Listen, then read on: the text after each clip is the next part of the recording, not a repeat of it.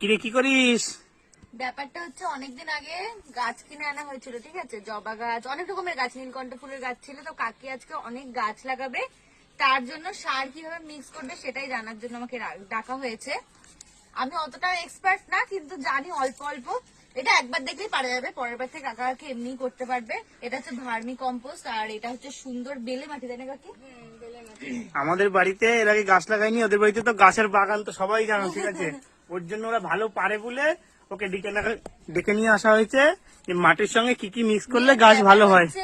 মানে ছাদটাকে ফাঁকা দেখে আমারই মনে হচ্ছে আমি কত গাছ লাগিয়ে দিই। তার জন্য আগের দিন কি কি গাছ কিনে দিলি? নীলকণ্ঠ ফুলের চারা, একটা জবা ফুলের চারা, আর একটা কি ফুলটা ফুটলে দারুণ লাগে, এরকম বড় বড় ফুল, একটা পুরো মাইকের মতো, বল। হ্যাঁ, আগের দিন মাছারিতে গিয়ে কিনে নিয়ে এসেছিল। কি কি দিলি এর মধ্যে, মাটির মধ্যে?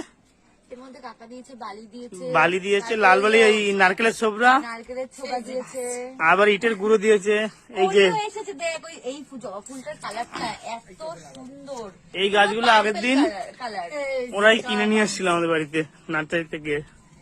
মানে জবা ফুলটার কালারটা পুরো পার্পল কালার, তার সাথে এইটা হচ্ছে, এটা নামটা অ্যালামুন্ডারই আর একটা জাত, তো এটা হচ্ছে সাদা কালার। আর এই যে টব এনেছে কাকা, ওই নীলকণ্ঠ, ওই যে জবা, এই দুটো জবা কোথা থেকে আসলো? তুমি একটা জবা কিনে এনেছো নাকি?